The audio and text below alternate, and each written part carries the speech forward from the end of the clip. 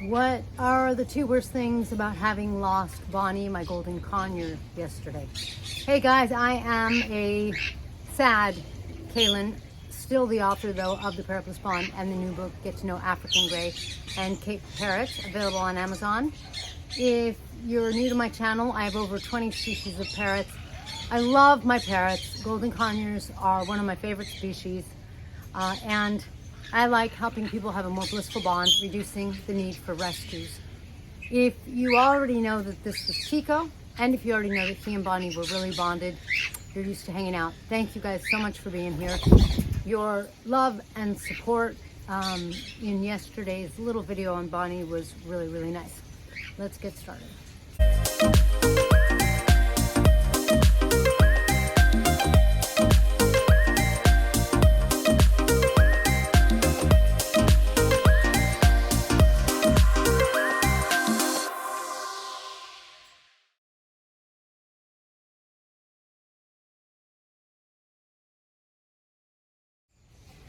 So if you caught yesterday's very quick video, Bonnie, who was like 2.5 years old, my Golden Conure or Queen of Bavaria, was healthy, happy, vibrant, and very bonded to him. Tico didn't like the fact that Macy's here. Come here.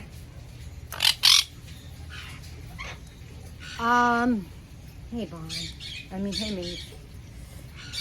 The two worst things are that after the fact that even though Bonnie was healthy and died so suddenly, the two worst things are that that was Tico's bonded mate, and parrots don't grieve the way we do. So Tico didn't cry all day yesterday like I did. They live in the now moment, so it's interesting because, like, on the one hand, that is a Quaker tail. On the one hand,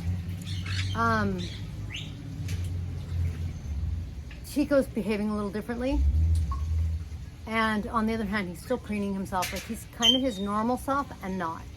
So, I didn't force him to stay in his cage, and because generally he and my other Amazon, or he and Quantum, one of my Cape parrots, kind of fight, and one reason is because they would fight over Bonnie. So I wanted Tico to not have to be in the cage where I usually keep him, so that there's no problems.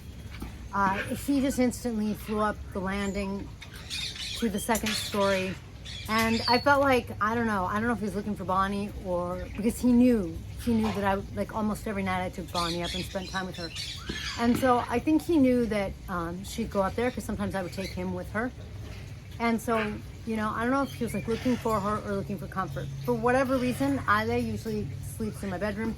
He didn't want to last night, so I let Tico sleep in his room, or in his cage, and it was really interesting because Tico was just talking. He was just, it sounds like a indistinct voice just talking, like, and he doesn't usually do that. Like, for example, he's not doing it now, and that's really interesting to me. To me, he was kind of processing some of Bonnie being gone. We did allow Tico to see Bonnie's body, and he tried to beak her, and it was almost like kissing her goodbye. Because, you know, we want him to understand that she's gone, and he seems to. Of course, so the first thing that's so bad about losing her is that I feel like it leaves a hole for Tico. The second thing is, if you watched my videos, I love Golden Conures. Bonnie kind of was creating this extended family of people who had seen Bonnie, or really who have come from the same breeder.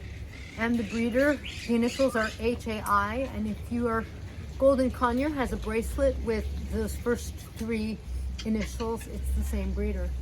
And so you know, I don't know, it made me feel connected to people, and it made me feel like she inspired love in the world kind of thing. And so the love is fantastic, but you know, my heart hurts. I'm just brokenhearted. The other thing is, if you watch my videos, you know she was number 3.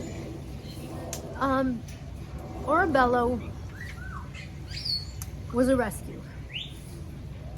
He looked like he was in bad shape, and we weren't able to save him. He only lived for a month. He just, like, his liver and kidneys were bad. I think he was old, so instead of having to die in an unhappy situation, it was expensive, but we let Orabello have a really nice last month. He kind of bonded with Binks, our Golden Conure, and certainly with us and with me. So Orabello was real short. Binks had a problem, and God, I only had him for 7 months, and it was a fluke. And then Bonnie, you know, I had Bonnie for 2 years, and fluke, and I'm just brokenhearted. It's not like Bonnie was sick. It's nothing, just nothing. And it's just horrific. If you know me, you know I have over 20 species of parrots. I love my parrots, and I love Golden Conures. There's something, I kind of feel like, I could say they're like the color of my soul. I don't know. I love Golden Conures. And so, you know, it's fresh. Bonnie was just 24 hours ago. And I don't want to add parrots to my flock. I was semi-serious, semi-joking. Someone asked why I don't have an eclectus, and I said, you know, because I don't want to add parrots to my flock. Eclectuses have really different diets, so I've never chosen to get one. But one day, if someone asks me to, you know, take their eclectus, I would. So it's like, one day it'll come, but, you know, and I'm semi-serious because my flock is really full, and I just want to really love and take care of my flock.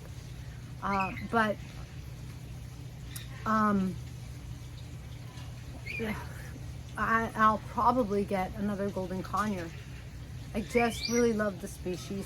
It'll never replace the Goldens I've had.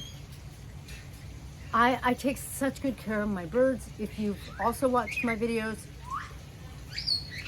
I recently got a Pioneus from my Pioneus, and there goes the surprise. I was waiting to reveal the species. And the Pioneus is just a baby. She's only like 2 or 3 weeks.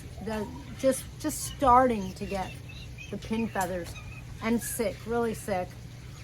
We noticed just right from the get-go, my daughter and I, like, I have enough experience with parrots. I've hand-fed babies, I've raised babies, I've had so many parrots. Like, I have a fair understanding, and we just jumped on the baby Pioneus, and my vet saved her life. But, you know, my vet can't do it alone. My vet doesn't take care of the baby Pioneus every day, right? I do.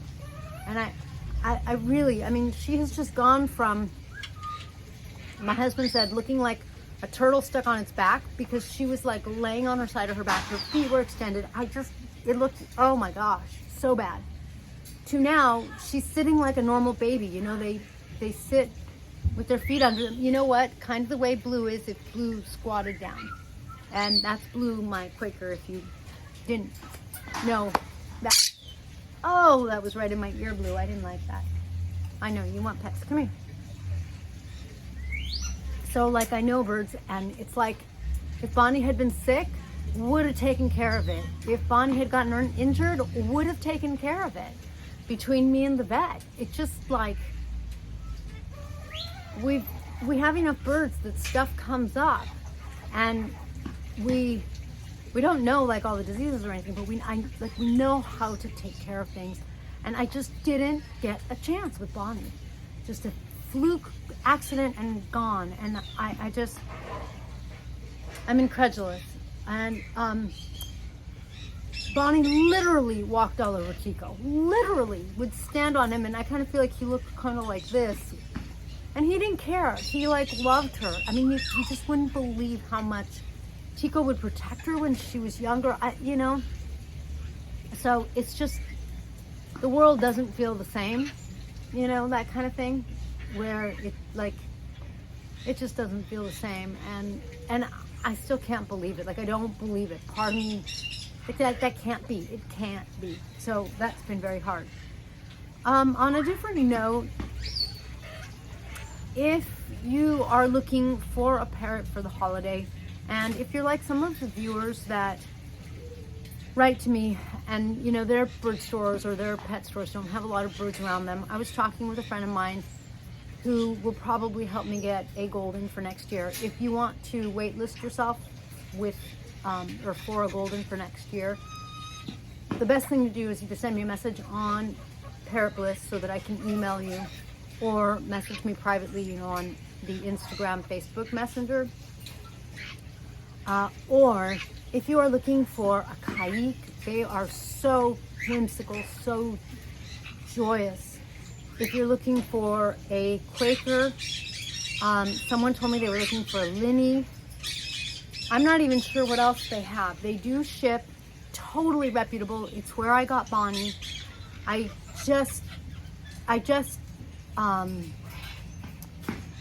had someone from out of state get a bird from her. I totally recommend them. And you can get your bird by Christmas if you like hop on it. So if that's something you're interested in, send me a message. I know she has Quakers. Guys,